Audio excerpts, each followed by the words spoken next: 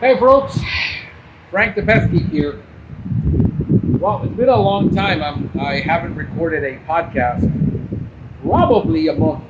I'm taking a lot of time off from myself. It's actually Monday. I usually record these on a Saturday or a Sunday when I'm at home. Let me level out my. Give me a second here. Make sure this thing is leveled out. Oh, there you go. It's a little bit better. It's a Monday afternoon. It's 1. I had my lunch. Had a pretty busy morning here at home, doing nothing but sales and admin work and answering phones and making sales.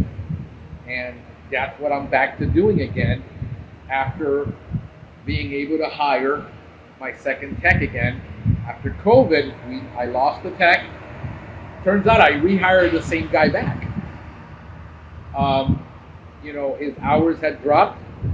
He couldn't live off of what I was giving him because during that time 2 years ago, I was going through a very stressful time in my life. Most of you already know.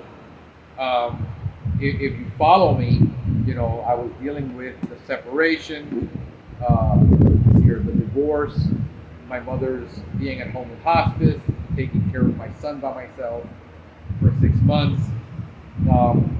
The business took a little bit of a dive in the amount of business that was coming in. He got cut maybe 4 to 6 hours a week. He had an opportunity to make $1.50 more an hour working inside in a warehouse. And I said, look, I'm not going to hold you back. Go ahead and take it. I went ahead and went back on the road and started doing service for a year. I took care of my clients. Didn't worry about adding a lot of new clients, only on the GHB side. Didn't take on any lawn clients unless they were unless they were willing to spend between $200 and $400 a month with me. I wasn't taking them on as a client. They weren't my client.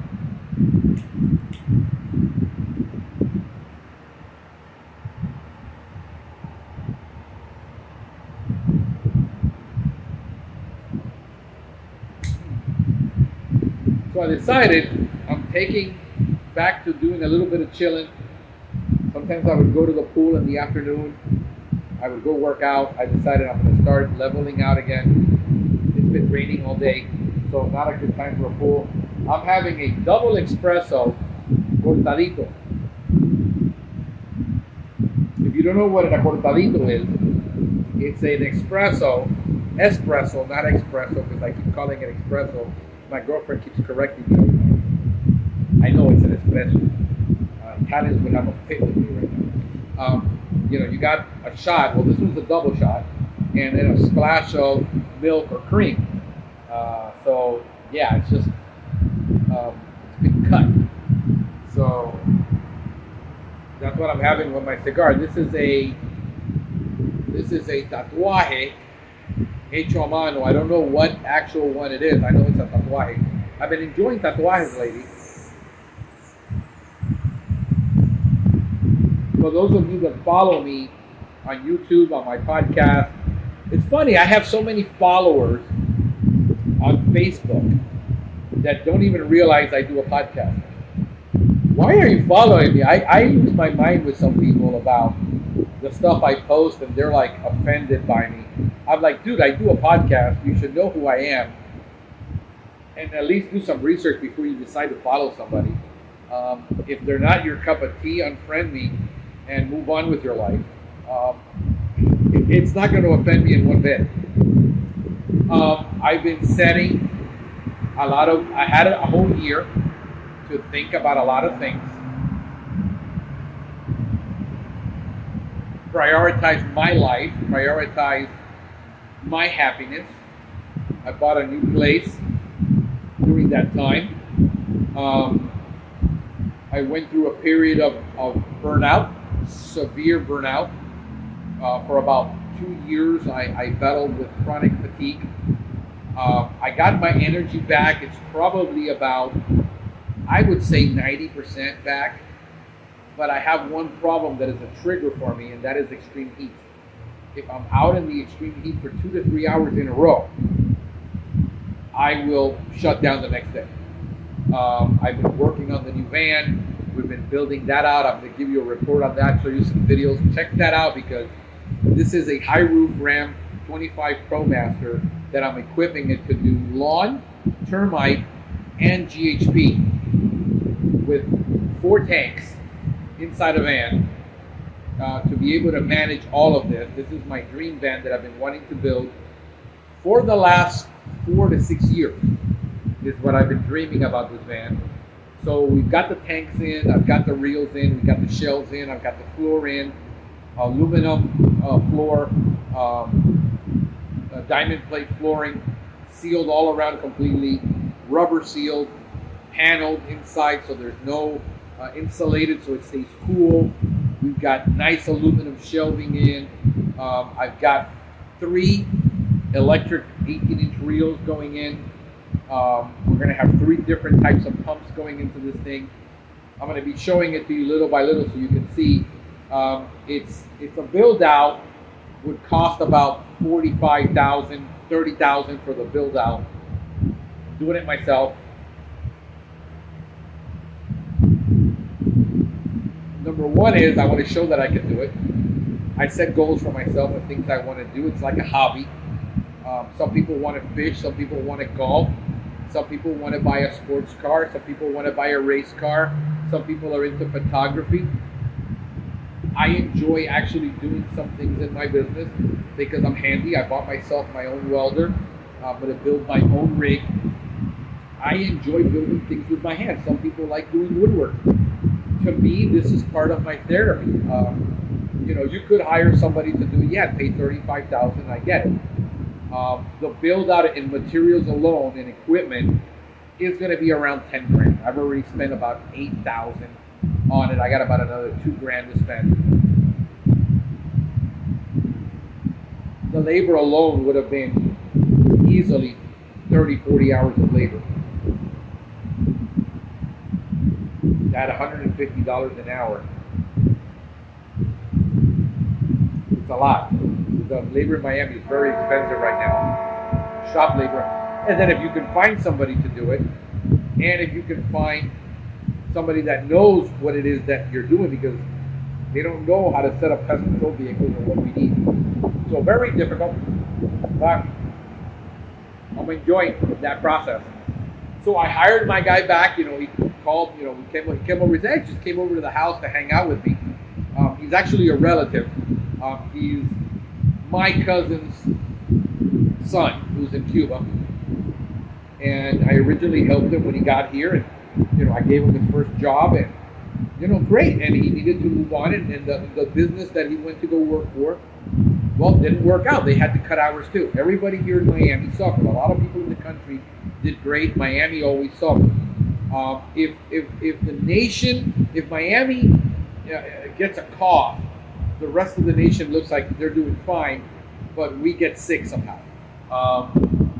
Give you a little history on Miami, so it's quick demographics so that you understand, and you have a reference to why I am having this conversation and why it's important regarding labor, regarding profitability, regarding sales, that you cannot. One of the dumbest questions you can go on a group, on Facebook, on anybody's page and ask is, what are you guys paying for X? It's totally irrelevant. No, but I'm just trying to get a gauge of a window. The window is going to be between here and here, and it doesn't matter because at the end of the day, what can you afford to pay? Number 2, where is your market at that is asking for you to pay for that service? Where's the economy like? Miami, you can't buy a house right now for less than $500,000. And that is in a very low-end neighborhood that chances are you're going to get shot. I'm not joking. So I've always had this argument is the right question to ask is, how do I calculate what I can afford to pay for somebody? How is there accounting formulas, financial formulas that help me? The problem is most of the guys answering the question you asked. How much should I pay for a tech? How much should I pay for an admin? How much should I pay for a manager? If you're in New York, in Manhattan, is going to be different than if you're in Butte, Montana. It makes no difference. I got guys saying, oh, I don't pay enough. I made a post over the weekend, and I'm going to read to you the post, and I'm going to show you why it is that I have the perspective of what I do in my business what actually makes me happy. I originally did not start a business to become a slave of the business. I started in business so I can be free. So at 1 o'clock in the afternoon, I had my lunch. I worked all morning from early on. I had a caprese salad, caprese, I don't care what you want to call it. Tomato, potato. And I had a glass of wine. And then I did some more work. I handled 2 more calls. I booked 3 more services. And I decided I want to do this podcast. I've been wanting to do a podcast. I've been wanting to do it on this. I haven't had the time. Now I'm out here smoking a cigar. Both of my techs are working, setting up, doing whatever it is they do. And I really don't have to manage them. And I'm going to tell you why I have the perspective I have. I'm giving you my journey, my experience, not my expertise. This is not a podcast, and my podcast is not for the guy who has already 10 employees, does $2.6 million a year, already has figured out how to do this. That's not who my advice is for. My advice is for the technician that is out there who thinks he wants to become a pest control operator because he doesn't feel that his boss is treating him right. Second, to train that guy when nobody's ever trained him and provide the free training that he needs for him to be successful, regardless of whether his company is going to recognize it so he can be better, he can make more money. To help that guy who's a solopreneur who is struggling and understand that your struggle is real. I understand it because there's a thing that people have forgotten when they're $6 million and they're $3 million. They forget that guy doesn't have the DNA sometimes to be a real entrepreneur. He is a solo operator. He's a solopreneur, which is popular by Dave Ramsey made that term popular, solopreneur. He's really self-employed. 30 years ago, when I said I wanted to be self-employed 40 years ago, everybody laughed at me.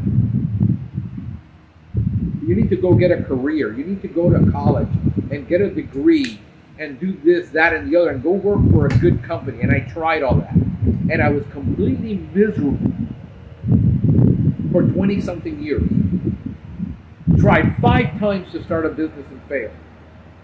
Almost went bankrupt. I got my way out of everything, paid everybody back every single time. Paid off my school loans. Took me over 10 years to pay off my school loans. Did it all without anybody's help. As a matter of fact, everybody was against me the whole time. My first wife wanted a secure paycheck. I wanted to be in business. Everybody was totally against me in the whole thing, fighting me the whole way without any support.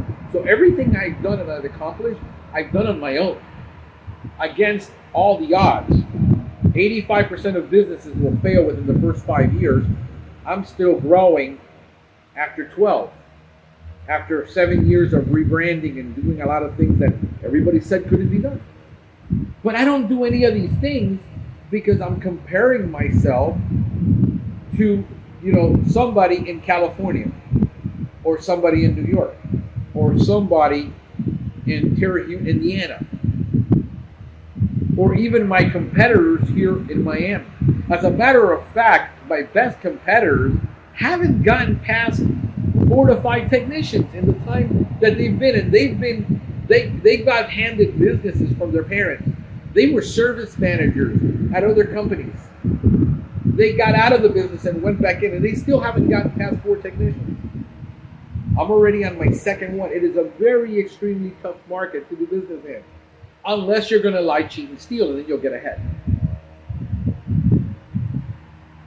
I don't compare myself to where they're at. I don't care where they're at. But a lot of them, some people take jabs at me. And I really don't care, guys. Understand, when I put out that amount of content, when I do a podcast, when I make the posts that I make, I do it to help the person that is really saying, geez, I wish I could do that, and I don't know how. I wish I could have 3 vehicles. Right now, I'm building the 3rd one.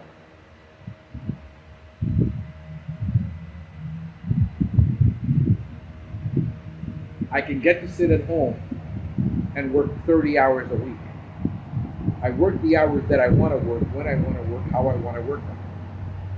I work on Saturday mornings till noon, doing admin stuff and getting ideas, and I usually will work on my business during those days. Now I'm back to working on my business 80% of the time, working where I was working in my business 80% of the time. I'm back to that again. Hopefully I'll get to go work out because, these are pea shooters. These aren't guns. But I need to work out. I know I need to do it. So one of my goals was to be one of the best paying companies in Miami. Why? Because you hear it all the time in pest control. You hear it where, the industry doesn't pay technicians enough. And here is the thing with, number one is having a podcast like I have, being in the public eye. Everybody feels, especially people who are miserable, that aren't making it, aren't doing anything, to take shots at me. I make myself an easy target. As a matter of fact, most of the time I encourage it because I really bring out people's nastiness sometimes of who they really are. What you comment about me says more about you than it says about me. Because I'm doing my thing, I'm happy. If I post like I did this weekend, I just became the best paying company in Miami.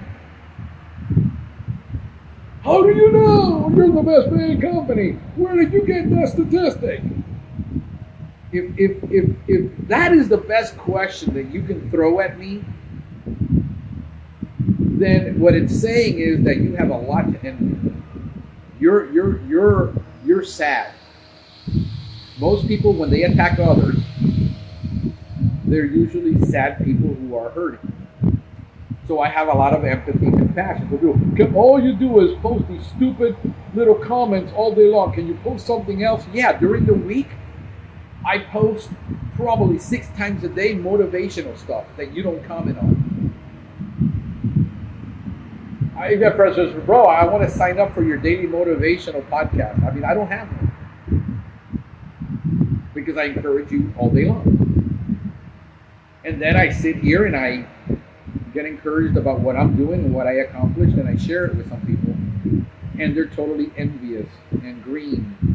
And then there are those who I respect highly,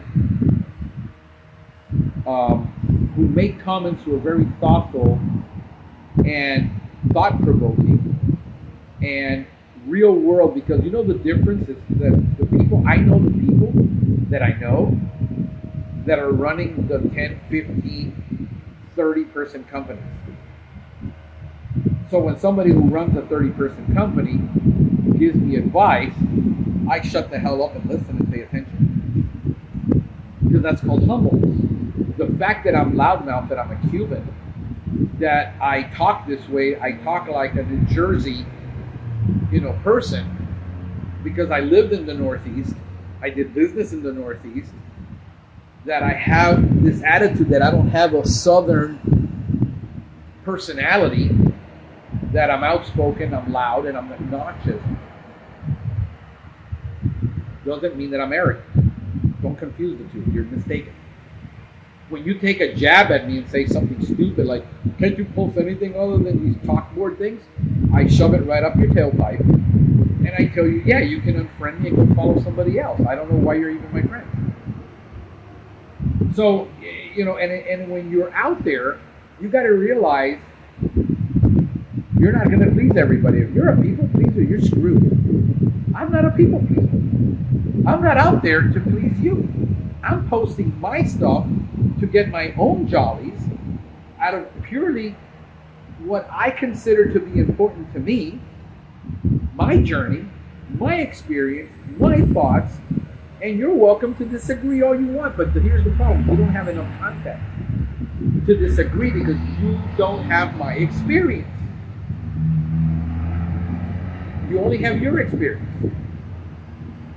But if you sit across the table from me for a couple hours,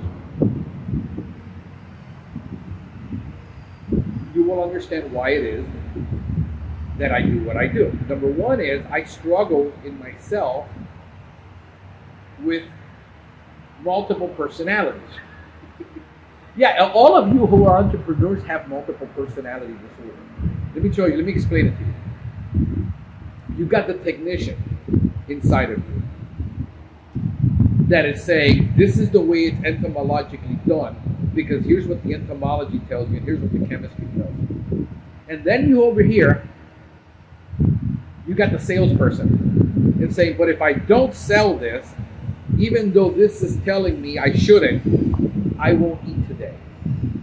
Then you have the business entrepreneur inside says, yeah, you guys need to go out and sell, and you need to do better service.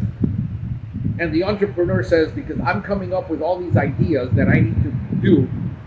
And guess what? You're the same person. This is what the solopreneur, this is what the guy who is by himself. And then on top of that, you have the administrative side says, but if you guys are doing all this, you're driving me crazy because I can't figure out, where is Tompkin? Where is Tompkin? Here I am. And you're these three guys, the manager is going, wait. If you guys don't get together, it's going to be chaos. And you're managing all this, and it's like having multiple personality disorder all the time when you're a solopreneur. And you know why?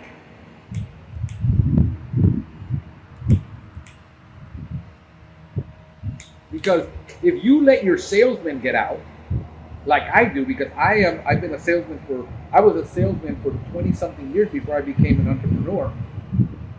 And when I go out and sell, I go crazy. But here's what restrains me is the fact is when I didn't have a tech and I couldn't hire, and COVID and nobody could hire, and you don't have an HR department, and you don't have a recruiting department, and you don't have the things that everybody tells you have to have, you got to go do this yourself until you can find somebody. And you go sell, you're going to be working 18 hours, like my buddy Christian is. I did the 80 hour a week, 100 hour a week. Until you run your system down, your immune system runs down, you have something happen in your life that is unforeseen, that stresses you. The death of a family member, the death of a child, something that floors you. I had a call from a fellow follower who listens to me, and he says, I'm burned out, I want to sell the business, I'm looking to sell it. And I said, well, unless you've got $500,000 to, $750,000, nobody's going to offer you a whole lot for a route. You can only find a local company. And then he says, well, I'm burned out, I'm expecting too much of myself, I'm running myself ragged, I'm frustrated, I'm angry, I'm going through all these emotions. And I said, listen, brother, you just need to take a step back. And if you take a step back, he's a father, he's a husband, he's having to deal with his children. I just had a call this morning from another guy saying, you and I need to talk. I'm going down to Miami. I said, come over, bro, anytime you want. He says, yeah, I'm burned out. I can't juggle everything. I got my mother who has cancer.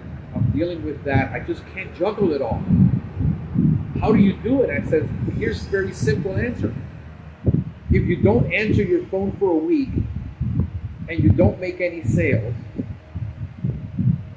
to deal with your family problem, you disconnect, you turn that phone off, you tell them, I'm gone for a week. And you move all of your services, and you take a week off, you take 2 weeks off, to deal with this problem, to get perspective. Guess what? Nothing is going to happen, except you lose a little bit of business. I had to learn that the hard way. I got my buddy Christian Allen, who is starting his journey on my podcast, and you should be able to see it. He's young, he's ambitious, he's hardworking, he's got work ethic, he's got the right stuff. He's running emergency bat services, and I made the comment, it's going to get old quick.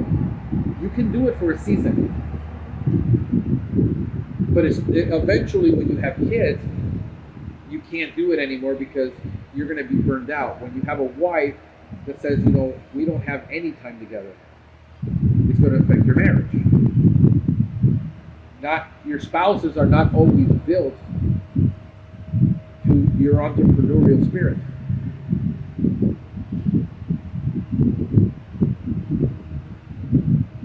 So what I do, then here is the other side of me. I've got the sales side, but I also have the ministry side of me. Deep down inside, I know I'm called to ministry. I'm called to serve people. That's what ministry is. I'm not called to be a priest or a rabbi or an apostle or a prophet. I'm called to serve people.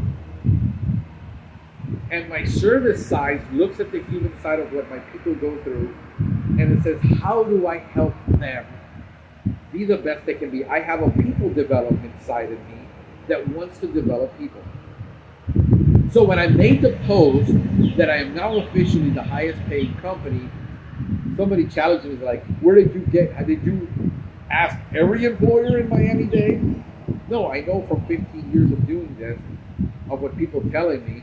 So the correct post should have been, I should correct myself for this one person who decides he's going to be anal retentive about this. And brother, I love you, but when you make a question like that and you go on the attack, and I know you weren't doing it to attack me, by the way, because it's been an ongoing thread on the conversation. And I'm going to bring up these conversations because they're public, they're not private. Once you post something, you're screwed, especially on a post. Even if it's in a private group, people will get a screenshot of it. But his experience, my experience are different. I got a guy who ran a $6 million company who told me, Frank, you can run a 50% payroll. And that's going to be normal until you get to about $1 million if you're growing. And that's okay. My payrolls are around 45, 48, sometimes 50, sometimes 55. It depends. And I'm doing the sales and I'm doing the admin. When I decided to convert, I've done hourly forever. Okay? I did hourly forever. I started people off when I first started out at 15 an hour. And then I started bumping when I started people out at 16, 17 because the economy here got very expensive. When COVID hit, you couldn't get anybody at $15 an hour to come work for you. It didn't matter. The other thing that people know is in their comments is that they're thinking that by me offering so much, I'm going to have people from other pest control companies jumping ship wanting to come to me. I've set a rule in my company. I don't hire people from other pest control companies. So therefore, I'm not going to steal your employees because I don't want them. Because I don't know how you train them and it's too expensive for me to retrain people.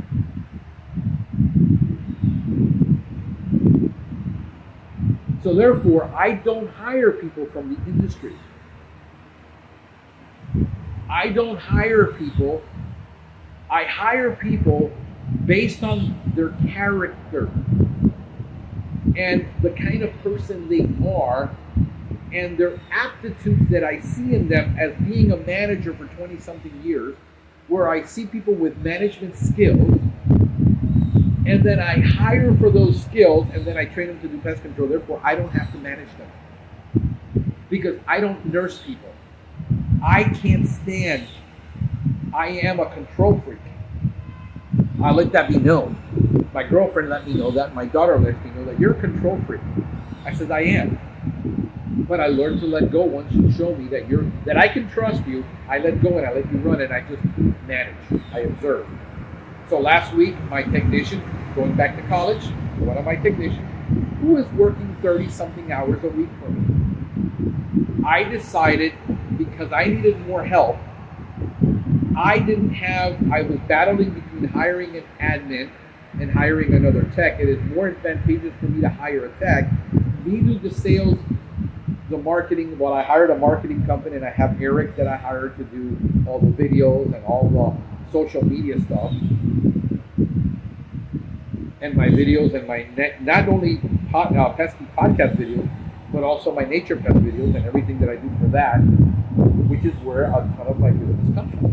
And then I hired an SEO company. And I've proven over the years that if you hire people with management skills, even though they're not managers, and they don't have management experience, understand I don't hire with experience. I hire aptitude. And I hire people with the right heart and the right attitude that do the right thing because it's the right thing to do, not because they're getting credit for it. So he went back to college, things got a little off track, so I had a meeting with him. I said, listen, if you're going to have a hard time, I understand. I'm going to restructure the routes. I'm going to give more to this guy of this type of work. You're more efficient at this type of work. Plus, we're building route density now, which was my focus for an entire year to build route density. 1 year, I'm trying to build route density. Now we're finally getting it. Because you can't, listen guys, I know what you're going to throw at me. You got to build culture, that you got to have health insurance, that you got to have 401ks, that you got to have 2 weeks vacation. Well, here's the reality, folks, that some of you have forgotten. Some of you that come from corporate, some of you that have never actually started a business. The fact is that when you first start a business and you're hiring your first 3 to 5 employees, you don't have any of that. You don't have a culture. The culture is you and your personality. You build a culture over time. It's just like building brand. That has to be done with time and adjusted. When you go from 3 employees to 6 employees to 9 employees, your company culture completely changed. As a matter of fact, the people that were with you when you were 1 and 2 person, when you're 5 and 6, those people are not even with you anymore. The number one employment statistic of a micro business, which is what I am, which is 90% of you are listening, I'm going to prove it to you, is the fact that you're a micro business, that you're not creating new jobs every year. You're every 2 to 3 years, 1 year, you're rehiring to fill positions that were vacant, but you're not increasing in numbers. In other words, you've hired 3 people at the last, when you're a 5-person company, you've hired 3 people, but it's been to replace the ones you lost. If you pay well, you have a corporate culture, you don't have a culture. Get that out of your head. That's a myth. You build that over time. Your culture is your personality as an owner. If your personality sucks and you're a bad manager and you're a bad leader, your turnover is going to be high. People will eat a mile of your crap because they need the job, but the moment they can dump you, it's like a battered wife that stays with a guy because he provides the bills. As soon as she can have an affair, she's having an affair. Because you treat them bad. Sometimes you can treat them good and they're still going to have an affair. So the issue is about me becoming the highest paying company because I can't offer health insurance. 2 guys is going to cost me $2,000 a month for health insurance. If I ask my 24-year-old technician who's going to college, do you want health insurance or do you want cash? He's going to say, I want cash. He just bought himself his 2nd brand new car while he was working. He bought 2 new cars. He traded the other one in. He waited like 6 months and said, save your money. And he just bought himself a brand new car. He lives at home with mom. He's paying his own way through college. He's got partial scholarship, partial grants. and then the other stuff he's paying for himself. Why wouldn't I help that kid be the best he can be for me while he's with me? Because he's going to be gone in the next year. Because he is studying to become a physical therapist. Once he gets his bachelor's, I told him, I'm going to fire you a year before you get your bachelor's. Why? Because I want you to get into your field, and I don't want you to make money with me. You're going to go make less money initially, because he's making about $24 to $25 an hour now. He's not going to make that going in, but if he gets into the industry, he will have a year experience. By the time he graduates, he would have already had sales experience, management experience, a ton of work ethic, and then he has experience in his field, and he's going to be successful, and my ministry side is satisfied. I got to scratch my itch, whatever my itch is.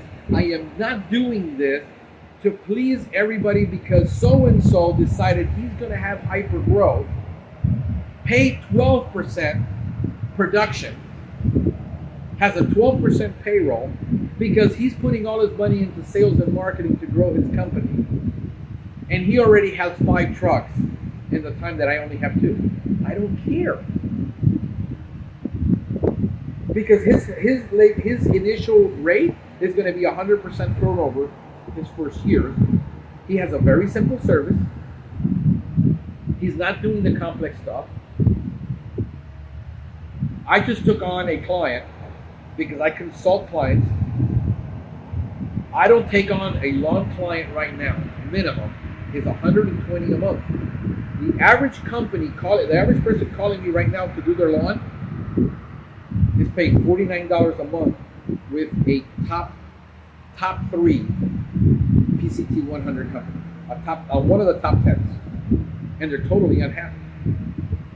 And when I tell them that they're going to have to spend $120 with me to get what they want, oh yeah, we can't afford that because you've been price conditioned, and I'm not going to compete in that arena. I just took on a client, which I haven't taken on a lawn client in the last 3 months. I don't want it. I'm okay. My bills are paid. I'm building a new route. I invested in SEO. I'm saving money in my personal bank account. Why?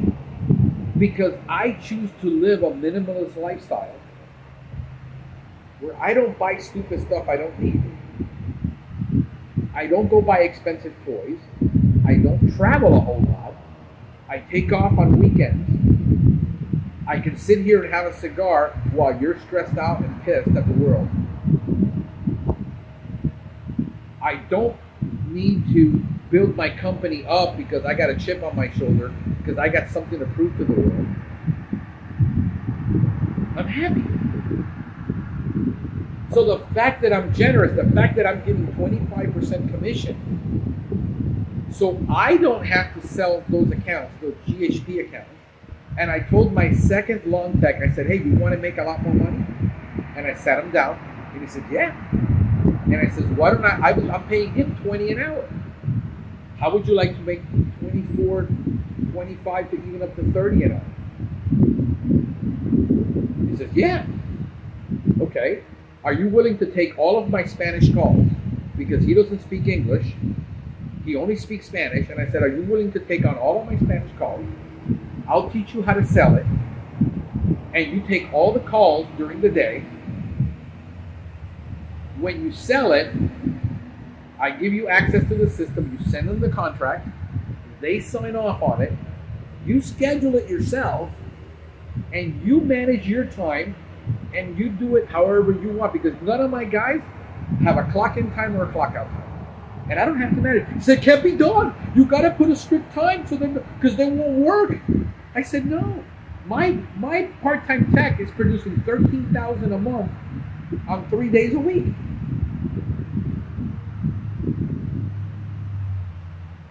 He takes off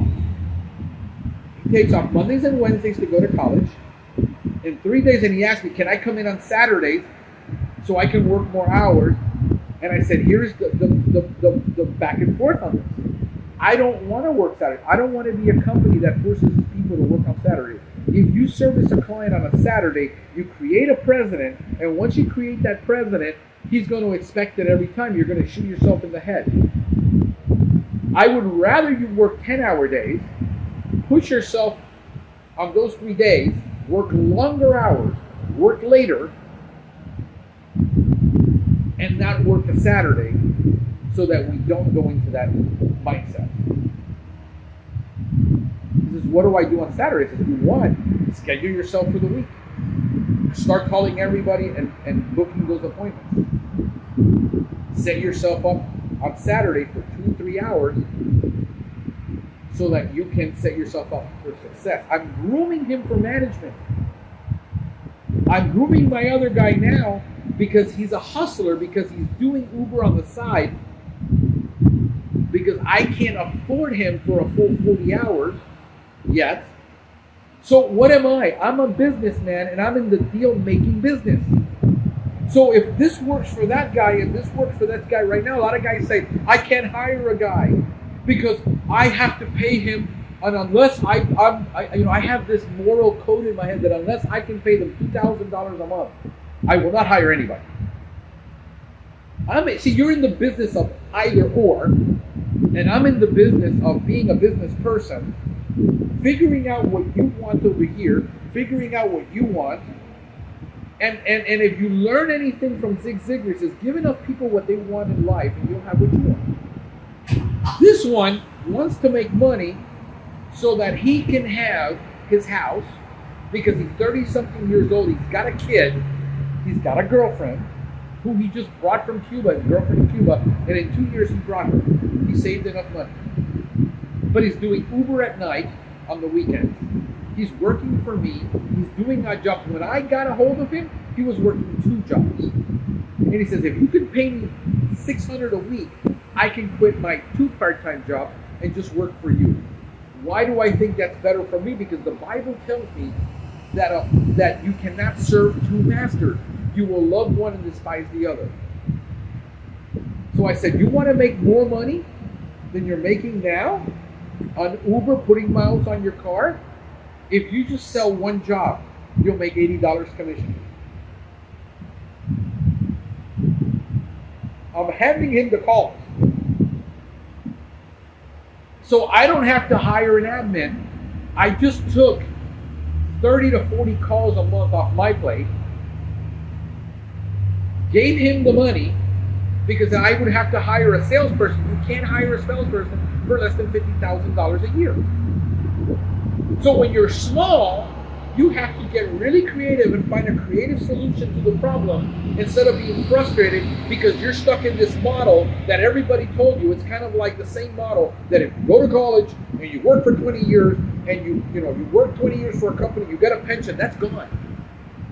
Why are you stuck with a model? So I'm here today having a cigar, smoking, having my drink, my coffee. It's too early for scotch. I'm not Irish. Oh, sorry guys. Sorry Irish. I didn't mean to offend you. Have a pint, mate. Oh no, those are Australians. I'm sorry. I just offended another nation. I'm an equal opportunity offender. And if you're a micro business, you don't have access to all those resources until you get to a certain size. Then you can start your company culture. I got people that have 13 technicians, and they're like, my company culture is nothing like it was 3 years ago. It's totally different. What did I learn from hiring and firing over 15 to 20 people? Because every time I hire or fire, I learn something new. I take that as a very expensive lesson, and then I just apply it to the next one. See, to me, this is a game. And understand that I know the rules, and I'm willing to play the game, and I'm willing to bend the rules and change them. Because I don't have investors. I don't have people telling me this. I don't have partners telling me how I have to do things. I'm going to do it however the hell I feel like doing it. But I surround myself, like the Bible says, when you're going to go to war, you surround yourself with good advisors. So I listen to good advisors who are actually been where I want to go, instead of listening to all the people that just have an opinion about something they've never done.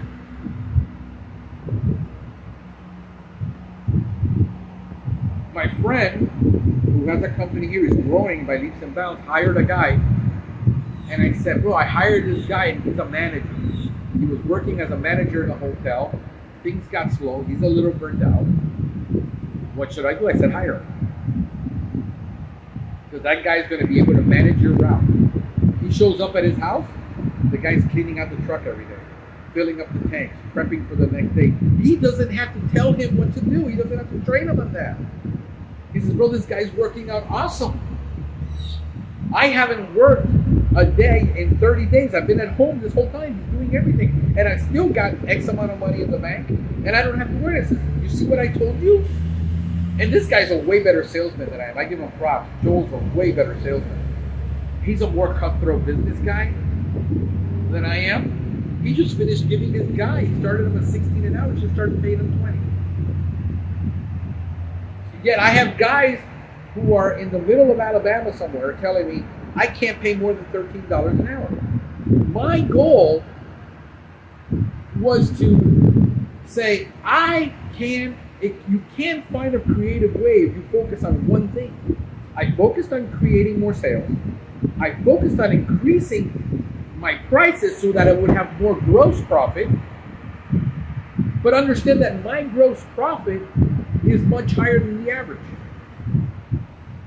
Joel's gross prices are much higher than mine.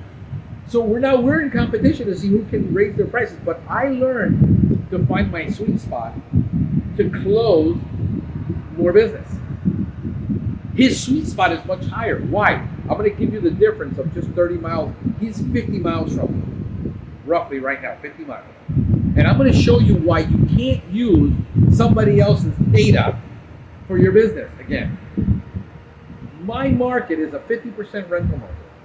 That means that 50% of people in my market are renting right now a house, a townhouse, or an apartment. 65% Hispanic. So everything that you know about sales, that you learned from listening to, all these sales gurus, don't work on Hispanics. Second, the income is almost double. The household income is almost doubled in Broward as it is in Dade. $46,000 a year average household income versus $73,000 annual income. 35% Hispanic market, 65% Hispanic market. 35% home ownership versus 50% rental. His price on initial is double mine. His price on lawn is the same as mine. We got the same pricing because we've been comparing. But he pushes me, I push him. We're kind of like always in this. He calls me every day, bro, I'm doing this. I call him every day. He gives me crap, I give him crap. But he's a big boy, he can take it. I'm a big boy, I can take it. Iron sharpens iron. You need to find someone like that in your market, that's going to help you, that's doing better than you, or that has a different skill set than you, that can sharpen you and push you. But this isn't easy. What is a micro business? We're micro businesses, you and me. The average guy listening to me, under 10 employees, you're a micro business according to the SBA. Under 10 employees, you're classified as a micro business. You're not a small business. A medium-sized business is like 11 to like 50 employees. 50 to 500 and 499, or 100 to 499 is considered a small business. A large business is over 500 employees. You go to the PCT 100, today. And you will find companies, the bottom 30% don't surpass 100 employees. The top 10 to 13% fall in that category, which are your Orchid, your Turbinex, Anticimex, Altera, of over 1,000 employees.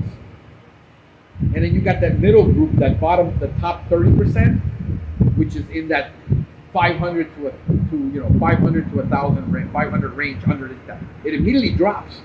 Go look at the PCT 100. You know, I got restaurants here like Cheesecake Factory that do 10 million a year on one restaurant and have 50 employees. And one restaurant. And yet, to get on the PCT 100, you got to have 15 employees, 3 million a year, I think, or it's up to like 3 point something million a year. The reality that most of you listening to me are never going to get to that. You don't have the training, you don't have the desire, you don't have the DNA. It's not going to happen. Do you even want it? I tell you what, I'm to the point where I don't want it, and watch how it happens. Because I'm just duplicating. I'm going my step at my pace. I could care less of how this is happening, but I get creative and I find a creative solution. And if I got to hire 3 part-time guys, if I got to hire another guy now because my guy is off on Wednesdays and Thursdays, and I can give that truck to somebody else who wants to work 2 days a week, I'll cut the deal. And if he's happy and I'm happy, what do I care? What does it matter what everybody else is doing? But I'm a manager. I know how to lead people. I know how to manage them. I know how to manage split shift and crews. I run restaurants. I had a food distribution business. I built a store with 3 college students over a summer. A store that never made any money. And 10 months in, 6 months in, it had $10,000 profit. And it never made money. And I did it with 3 high school kids over the summer. That's why I like working with you. People say, millennials don't want to work. Gen Xers, we're now into Gen Z. And now we went from Generation X to millennials to Generation Z. And now we have the Alpha generation, which my son and daughter are a part of.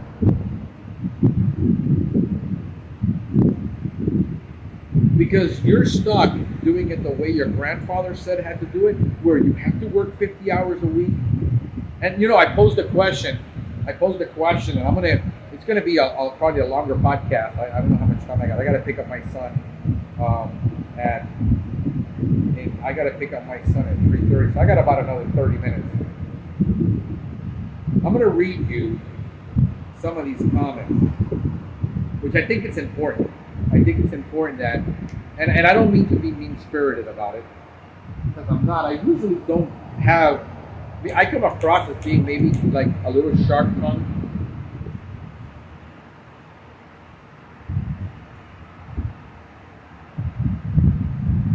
Because I'm a terrible writer.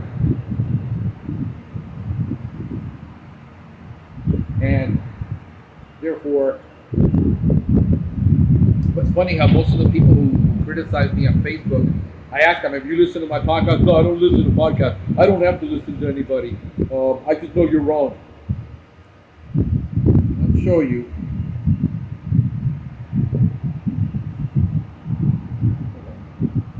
And this is from a person I consider a friend who has a very successful business, who has multiple businesses, who has, I think, way over 30 employees. She's a woman, meaning she, by birth. And I'm trying to find the comment.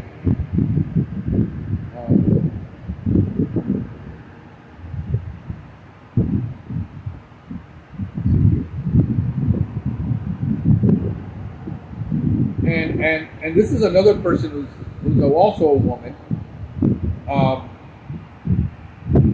who I met at a Paul Bello conference. Her and her husband. The reason I'm reading women comments is because they're more emotionally intelligent than we are. We tend to be black and white, yes, no, cutthroat. And this is where I talk about. I made a post about how I'm going to see if I got my post here. When it comes to pricing, here's my post. When it comes to pricing costs and employee compensation, I'm competing in my market, not yours. Somebody actually took offense to this. He says, Peter says, can you actually do anything other than make stupid chalkboard posts? Yes, Peter. I can unfriend you. I can tell you to go after yourself. You can stop following me. But see, this is the kind of stuff that is, why do you even have to comment on this? And Jason, this is embarrassing. Don't be afraid of the criticism of other options. If you post something publicly, you should be open to the response, especially if you're going to brag. Just a word of advice to help. I still appreciate being your friend. I appreciate you too, Jason. Understand I'm not offended. But I am, it's a fact, because Maria, who is actually built a very successful business, wrote this: I don't even think the market matters. We discuss all the time that our pricing costs and compensations are ours. We have to operate within our own framework of expenses, values, etc. It has taken us a very long time to figure these things out. Truthfully, we are still working on it, but we know what we have to charge in order to meet our own financial obligations. See, that's an intelligent answer. It's the fact that you will tell me that, because I pay 25% and you get paid 26%, that you're getting paid more. Yeah, if you're in the Northeast, in Massachusetts somewhere, where you're getting tax deducted by the taxocrats in the People's Republic of Massachusetts, yes, that 1%, you're paid more than me. Here in Miami, it makes a big difference. Second, you said some people tell me I'm getting paid a combination of 41%. Well, I'm paying a combination of 50% if you make the sale. Because it is cheaper for me to pay you that 25% than to take time for me to do it and to hire somebody else, which I don't have the capability of a full-time. So in the short term, it's like hiring a temp, which makes more sense than to hire a full-time person or even a part-time person. It is a temporary solution until I build up his route, and I still give him the commission if he does it, but he'll be so busy doing work that he'll choose to either become a salesperson because he can make more money as a salesperson, or he will stay as a tech and he doesn't have to do sales anymore because his route is now producing X and he can just focus on being a tech.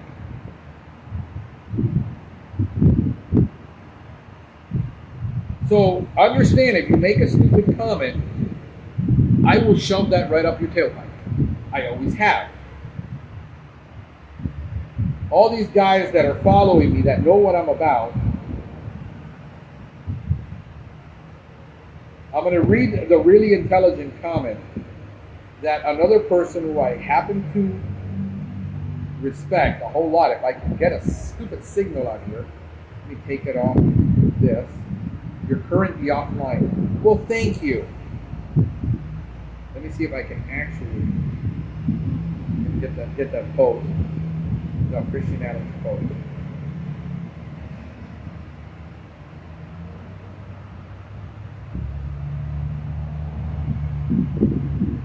Oh, here we go.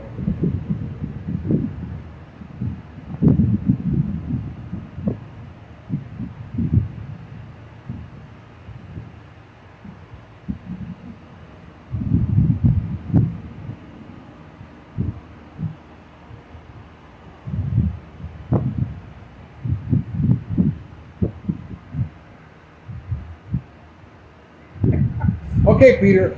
So Peter is. I enjoy satire. I'm not trying to be an asshole. Or sorry, this is a family-oriented program. Okay, so Peter, he says I enjoy at least 85% of your content. Well, that's better than most. So Peter, I take it back. You're not an a-hole. You can stay on. You know, I mean, guys, you know, if you're gonna give me crap, understand this. I'm a Cuban that I grew up in Jersey, and then I grew up in Miami. And if you're gonna give me crap, I'm gonna give you crap back. Understand it. I love you, but I'm still gonna give you crap. I really wish I could find the post by. Hold on a second. Let me if I can find her, because I really thought this was valuable. Oh wait. Spelled it wrong.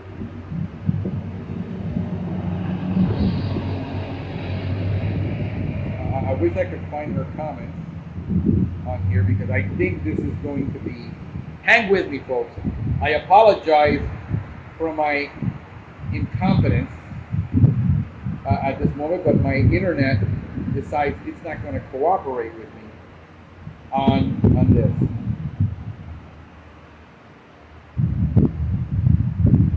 And by the way, I'm going to tag all of you that I mentioned your name in this so that you know that I talked about you, because I don't talk about people behind their back. I do it publicly if I'm going to do it. And I'm going to usually mostly talk about people.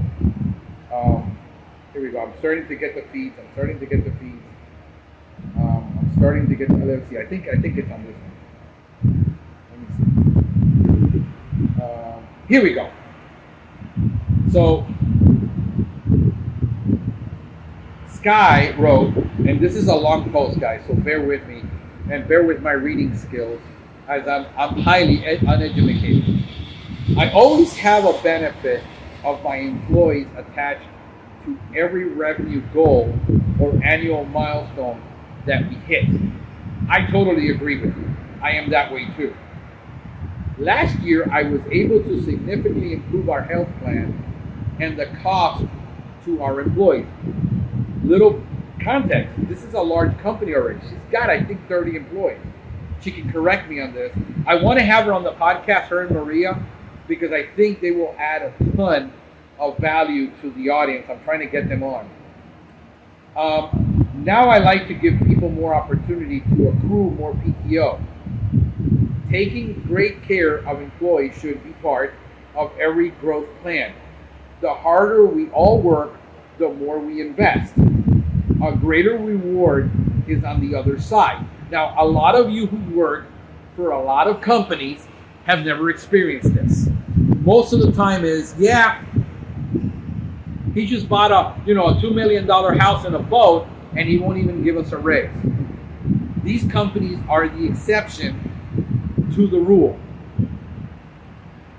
What kind of people do? Okay, so at least here. Now I'm gonna create a reward. Now I'm gonna play devil's advocate with your goal, because I like to do that. LOL, and I appreciate you for it. If you pay the most in the industry for working the least amount of time in the industry, what would that do long term for the company culture? Well, if it was my goal to pay the most for the least amount of work, yes, that would be demoralizing. The problem is that I'm like you. I am outcome based of what they produce for me, for what they're being compensated, and understanding that I am paying the most in my market while other companies are still really paying crap rates. And that I'm going to keep going because I think she answers a lot of my questions.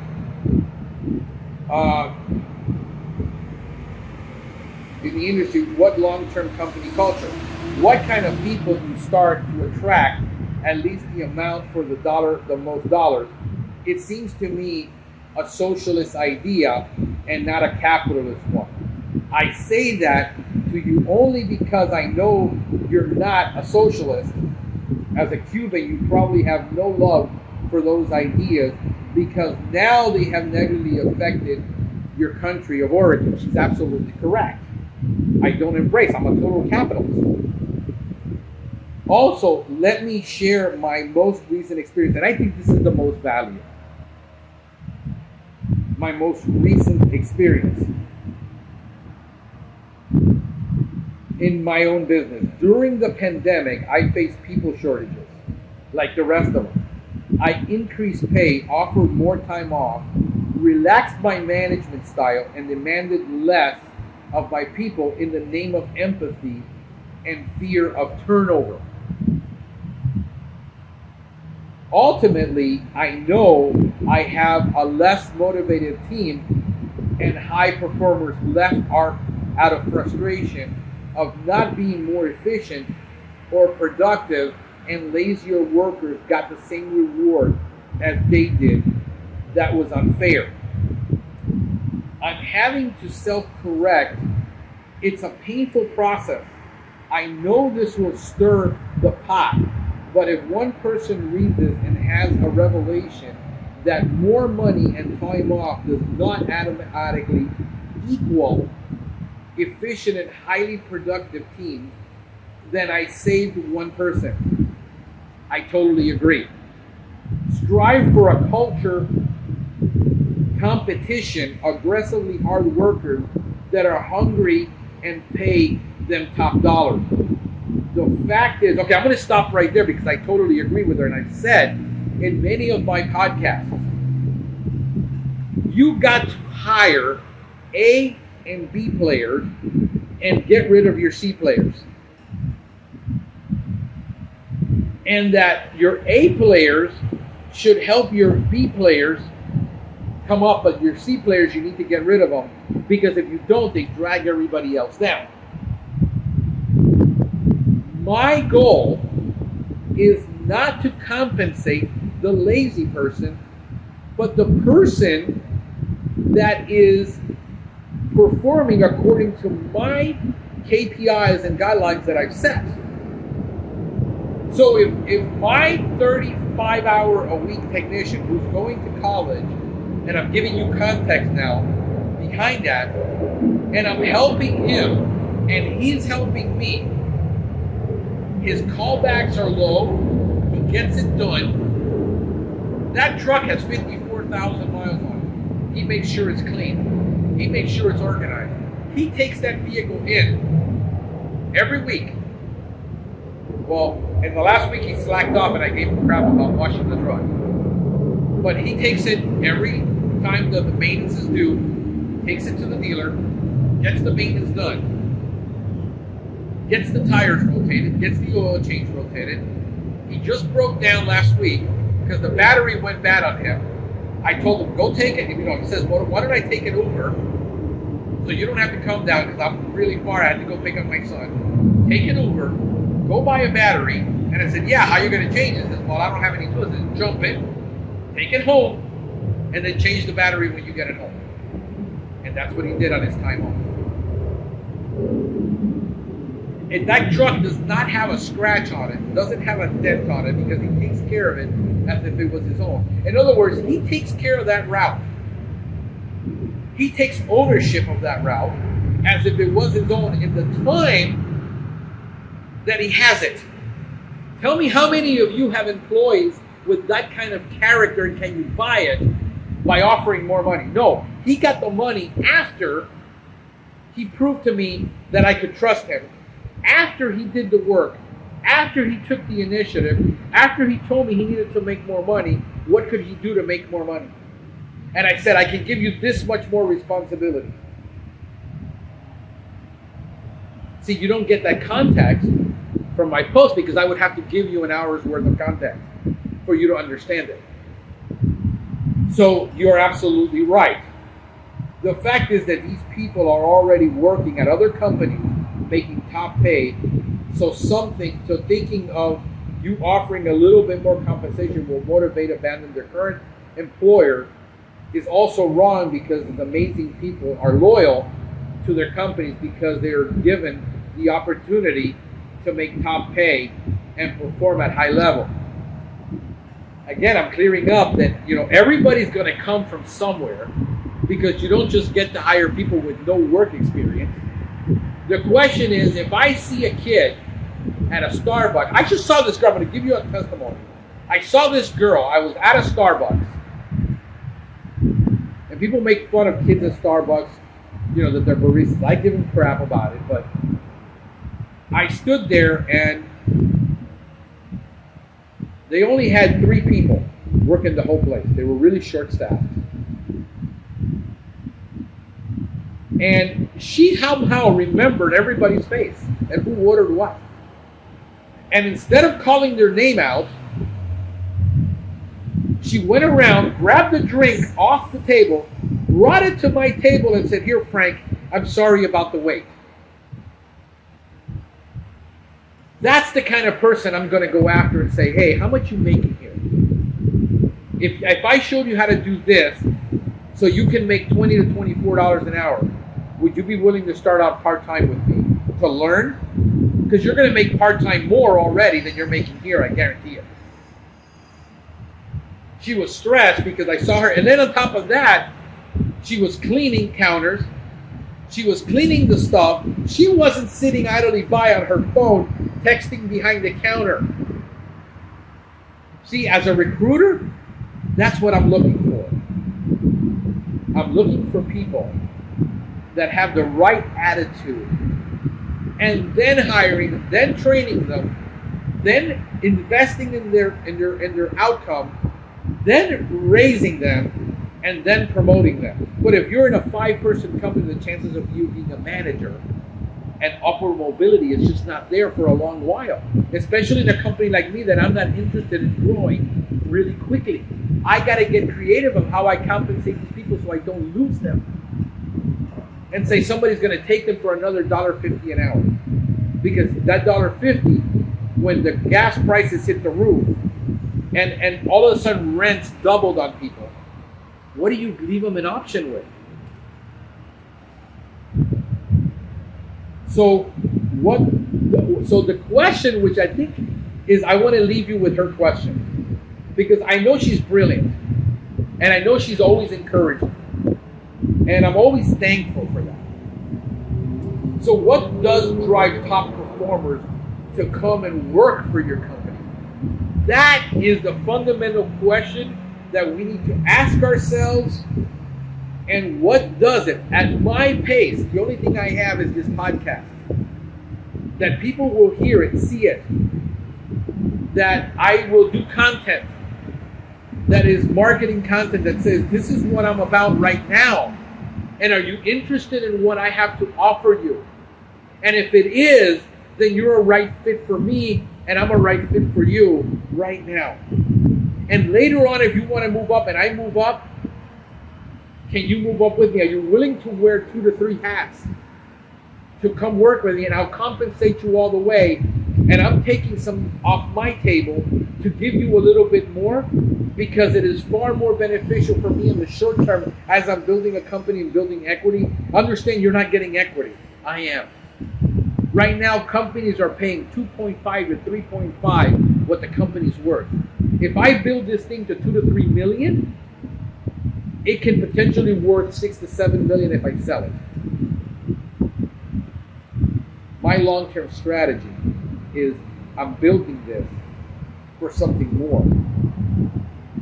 So, one other person that commented that I want to comment on, and I think I have to go in. No, I still got time.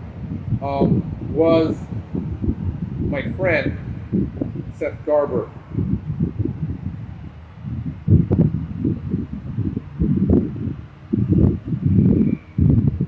And Seth is very good at what he does. Pest Daily. I recommend you subscribe. I'm going to read this one. I really like your perspective here, speaking about Sky. Franklin is awesome and does a ton for our industry. However, I honestly dislike the entire conversation around the technician compensation for a number of reasons. The only reason being that increasing technician pay and positioning the company as a top paying attracts technicians willing to leave extra $1 an hour, 1% commission over the years. I have learned that there's always someone out there who is willing to pay more So the talent we attract will also be the first to leave. Arguably, in Frank's scenario, I would think about creating a golden handcuffs concept that would build long-term technician by building up income based on retention and creating the concept around the type of equity split. Understand, this isn't something I would typically recommend. However, in Frank's case, he's really focused on high pay / compensation. This would keep the type of technician described above engaged and limit the ability to leave while sharing the risk with the company. Recently, I have seen and built comp plans in certain markets that technicians can make an incredible living. However, the plans are fair to the company and push performance along with quality. Just some thoughts. See both of you guys soon. So, guys, understand there is no perfect compensation. There is no perfect plan. There is no perfect anything. Perfection is only in your mind. And right now I'm cutting deals. I'm doing what I have to do. If I see that somebody has the aptitude to take on something else, then do it until I can hire that salesperson. I'm trying to cut a deal right now with a friend who left to Venezuela to go live. He speaks both languages. He was a salesperson for a top 10 company. He doesn't need a bunch of money. I can hire him in Venezuela to do all my inbound sales, not have to pay what I pay here, because all of these sales are done over the phone, over text. I sit here and I close most of these deals over text. It says it can't be done. That's what I do. You can't do it. I can do it. You know what? In the next 3 years, as my company dynamics change, some of the things that I do now, this cowboy shoot from the hip, let's do this right now because it works, I will have to have even more structure and I won't be able to do it. Some of the fun days that I'm having now will become more serious days. But understand, I think it's important for people to understand the context behind what I say. Not that I'm explaining myself to somehow defend myself, but you need the context. I hope this has helped you. Long ashes to you. My friends, I love you. Follow me for more insulting advice. Have a great day, guys. God bless you.